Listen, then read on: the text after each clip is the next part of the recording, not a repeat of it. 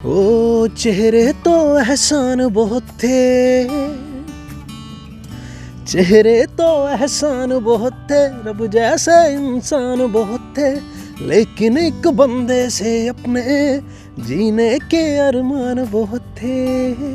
हो मैं मुरीद हाँ यलीदा, हो मैं मुरीद हाँ यलीदा, हो मेरा पेशवा अलिए मेरे पीर दा, सवाली दुनिया दा हर वलिए मैं मुरीद हाँ यलीदा। पुंछ के लोरन मंडी में एक बच्चा कुछ साल पहले पैदा हुआ। उसने सपना देखा कि मैं एक फ़िल्म इंडस्ट्री में जाऊं और जिस तरह से गाने गाए जाते हैं, बैकग्राउंड म्यूज़िक लोग बड़े बड़े सिंगर्स गाते हैं, उसी तरह से मैं गाने गाऊं और एक दिन अपने इलाके का, पुंछ का, जम्मू एंड कश्मीर का नाम जो है पूरे देश भर में रोशन करूं। और वही सपना आज उस लड़के का पूरा हो रहा है और वो लड़का मेरे साथ आज मौजूद है, एहसान असगर जी। पुंछ के लोरन के रहने वाले हैं। एहसान जी, स्वागत है आप जी।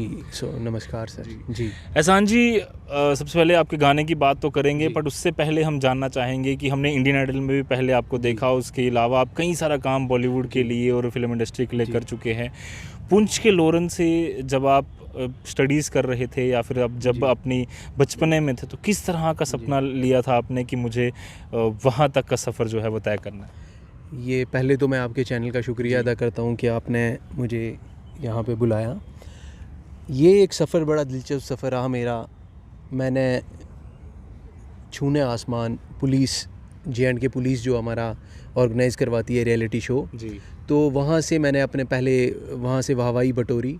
उसके बाद ये हाँ पुंछ में हुआ, पुंछ राजौरी जम्मू में। यहाँ पे अनु मलिक सर ने मेरे को तब देखा कि हाँ जम्मू कश्मीर में भी कोई लड़का है जिसकी आवाज़ लोगों को अपनी तरफ खींच रही है।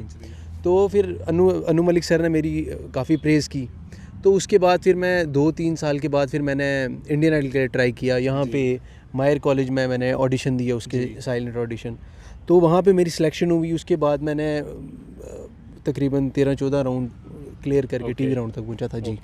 जी। फिर उसके बाद इंडियन आइडल तक का सफ़र किस तरह से रहा? क्योंकि अगर हम उस इंटरव्यू की बात भी करें तो हमने इससे पहले जब हम मिले थे तो उस टाइम भी हमने बात की थी कि वो इंटरव्यू जो है वो बार बार चलाया जाता है उसके द्वारा, इंडियन आइडल की प्लेटफॉर्म द्वारा, सोनी टीवी द्वारा, और बार बार ही कहा जाता है कि किस तरह से जम्मू एंड कश्मीर की पहचान जो है वो आपने देश भर में बताई। वो उस मौके के बारे में, उस मूवमेंट के बारे में दर्शकों को बताएं। आप अभी भी इस वक्त भी सेट इंडिया की, सोनी एंटरटेनमेंट टेलीविज़न की जो यूट्यूब चैनल है उस पर आप देखोगे कि सोनी वालों ने डाला है एहसान इंस्पायरिंग स्टोरी जी।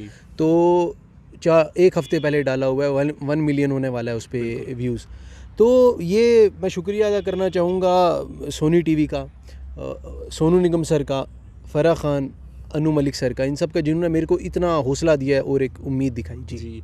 बट हुआ क्या, बात क्या हुई उनसे, और किस तरह से जब आपने पहली बार देखा, जब आप ऐसे तो टीवी में देखते थे, उनके गाने सुनते थे, जब पहली बार उनसे मिले तो किस तरह का आपका रिएक्शन था और किस तरह से उन्होंने किस तरह से आपको ट्रीट किया? तो पहली बार पहले तो एक आपको पता है एक आर्टिस्ट अगर काम करता है तो जब उसका सपना पूरा होने लगता है, क्योंकि जम्मू तक आना बहुत दुश्वार होता है हमारे लिए जी। यहाँ पे आके परफॉर्म करना बड़ी बात होती है, और अचानक से मुंबई जैसे शहर में जाके, और सोनू निगम सर जो मोहम्मद रफ़ी सर के बाद हिंदुस्तान के सबसे बड़े हैं और इस सदी के सबसे बड़े सिंगर हैं सोनू निगम सर। तो उन्होंने वहाँ पे दुनिया के सामने मेरे को गले लगाया, तो ये मेरे लिए एक बहुत पॉजिटिव पॉइंट था जी।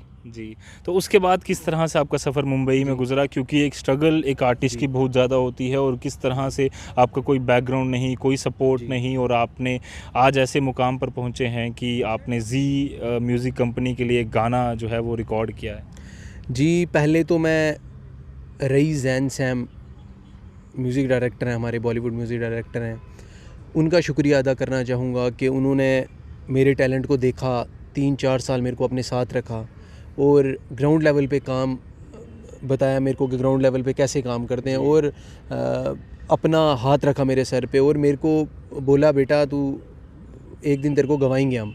तो मैं भी सर के साथ काम करता रहा, तो काम करते करते सर के साथ फिर अचानक सर ने पिछले दिनों 2 महीने पहले मेरे को बोला, बेटा तेरा एक गाना है, तेरे लिए हमने चूज़ करा है, भूल चुके हैं, RZS प्रोडक्शन और जी म्यूज़िक के बैनर के तले आने वाला है, तो हम चाहते हैं कि तेरे हम लॉन्चिंग कर दें।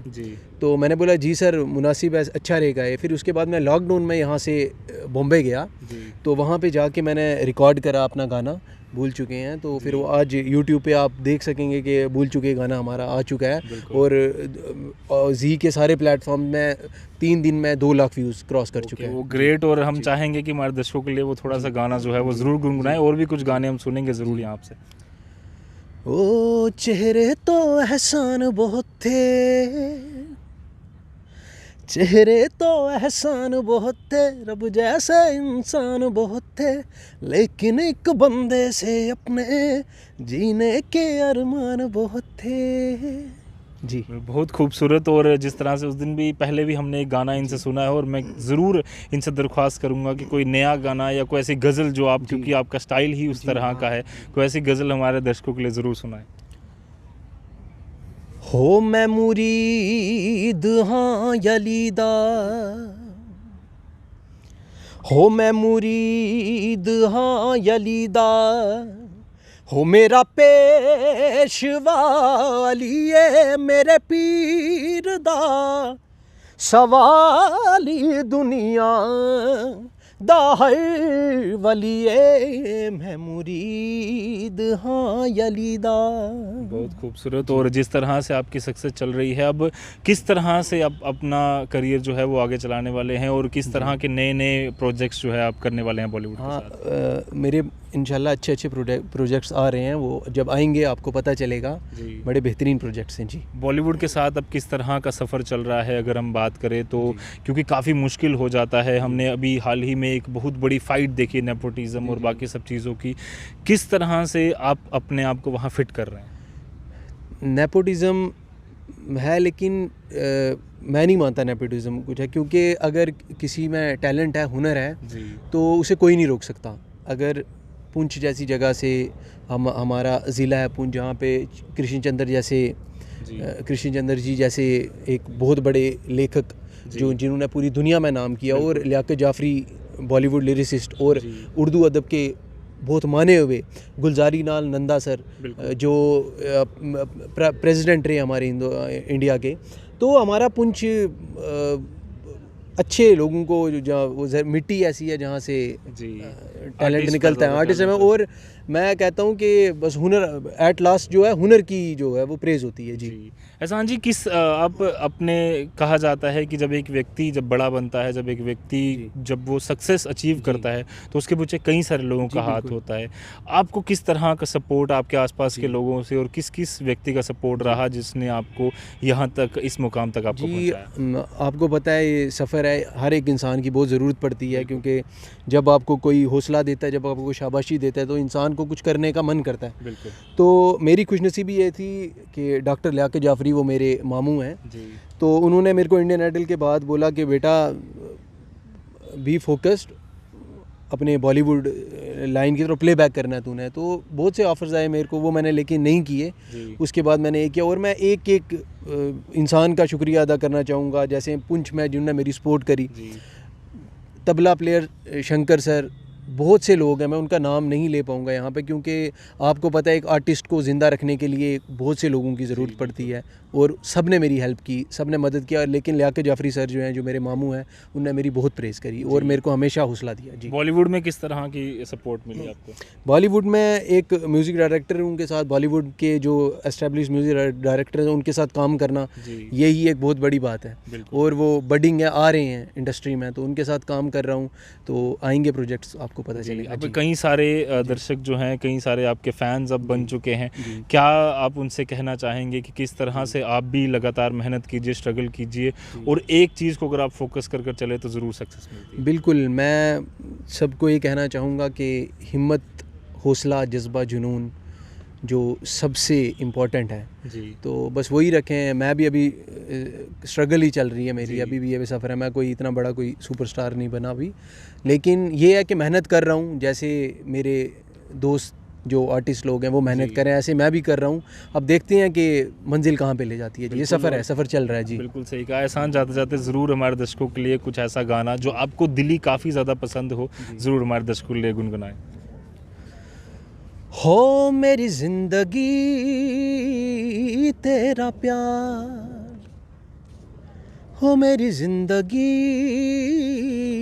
तेरा प्यार, हो क्या नसीब मैंने पाया, सब पा के सब गवाया, क्या नसीब मैंने पाया, सब पा के सब गवाया, कुछ नहीं मेरे पास, हो मेरी ज़िंदगी तेरा प्यार। वाह, बहुत खूबसूरत। और मैं ज़रूर कॉन्ग्रेचुलेट करूंगा एहसान और एहसान के जितने भी सपोर्टर्स हैं उन सबको, जिस तरह से एहसान का एक नया गाना आ चुका है, भूल चुके हैं, जी म्यूज़िक कंपनी पर वो लॉन्च हुआ है और इतना बड़ा ब्रांड इन्हें सपोर्ट कर रहा है। हम भी चाहेंगे कि जम्मू के जो दर्शक हैं, जम्मू एंड कश्मीर की आवाम जो है पूरी तरह से इन्हें सपोर्ट करे, और जिस तरह से ये लगे हुए हैं कि जम्मू कश्मीर का नाम पूरी दुनिया में रोशन करना है, उसी तरह से करें। अब क्या फ़ाइनल मैसेज जो है हमारे दर्शकों को देना चाहेंगे, जो बडिंग आर्टिस्ट है जम्मू के, उनको देना चाहेंगे? मैं जितने बडिंग आर्टिस्ट हैं उन सबको यही मैसेज देना चाहूँगा कि अगर मैं इतने छोटे से शहर से, इतने छोटे से ज़िले से निकल के बॉम्बे तक जा सकता हूँ, इंडियन आइडल जैसा शो कर सकता हूँ, तो कोई भी कर सकता है।